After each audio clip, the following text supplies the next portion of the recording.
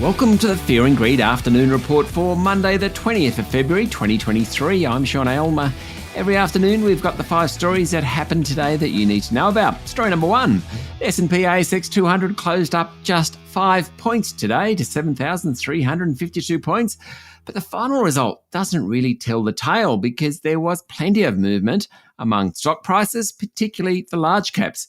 BHP and Rio Tinto both jumped around 1%, while Fortescue Metals was up 1.6%. The banks had a good day out, led by National Australia Bank, which rose 1.6%. Commonwealth Bank and Westpac both rose more than 1%. Macquarie was up just a touch under that. QBE Insurance, which reported last Friday, finished 3.5% higher. In fact, over the past year, QBE is the best performer of the top 25 companies on the ASX. There you go. Wesfarmers didn't do so well today, falling back nearly 1.5%, while energy groups Woodside and Santos and diversified miner South32 all underperformed. Inghams was the best on the day after on Friday saying it's going to up the price of chickens. It finished the day up 11%. Story number 2, plenty of earnings around today. Health insurer NIB Holdings said the trend toward private cover after the pandemic continues, and earnings last half hit record levels. But profit margins look to have peaked and investors sold the company down. Its share price fell nearly 12%, the worst of the top 200 today. Plumbing supplies group Reliance Worldwide is looking to cut jobs to reduce costs as sales volumes declined.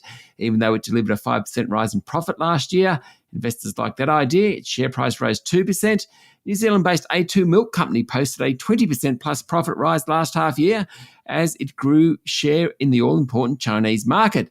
But investors sold the stock down and it ended off 8.6%. Bendigo Bank announced a big jump in net profit but warned that ultra-competitive behaviour in the lending market was hurting. Its share price was up a couple of percent. And gold miner Northern Star Resources reported a 3% increase in half-year cash earnings. Its share price by the end of the day was down 1.5%. Story number 3, perhaps the biggest earnings result today, was steel giant BlueScope. Its share price tumbled nearly 10% after boss Mark Vassella said customers are cutting back on orders as the economy slows. The weaker-than-expected outlook was enough to send BlueScope's share price sharply lower, and it's clear that the peak of this steel cycle has now passed. Vassella's outlook statement was more pessimistic than current conditions. Of course, steel products, including BlueScope's ColourBond steel and housing frames, have longish lead times. Hence, there's a difference between now and the future outlook. But it's clear the glory days of 2020, 2021, when everyone seemed to be building or renovating, is well and truly over, and half-year earnings for BlueScope were down 63% for the December half. BlueScope is among the country's biggest carbon emitters, and Vassella said the company wanted to see details about the government's trade mechanism for carbon credits before making too many big investment decisions. Story number 4, the Commonwealth Bank is targeting $1 billion in invoice financing as it returns to the sector as part of its bid to compete with market leader National Australia Bank in business lending. The broader strategy includes accelerating referrals from Commonwealth Bank's dominant retail bank and extending new payments services, including its Powerboard platform, according to a report in the Financial Review. Commonwealth has invested an additional $600 million into its business bank over the past 3 years as it looks to diversify away from retail mortgages, where growth is just a touch harder. The bank has the highest market share in payments terminals and business transaction accounts, while National Australia Bank remains the largest lender with $288 billion in loans compared to the Commonwealth Bank's $254 billion. And finally, story number 5, the boss of Chinese investment bank China Renaissance has disappeared, triggering fears about what exactly happened. Bao Fan is the company's well-known founder and largest shareholder, but last week the bank announced he'd disappeared, sending its share price tumbling.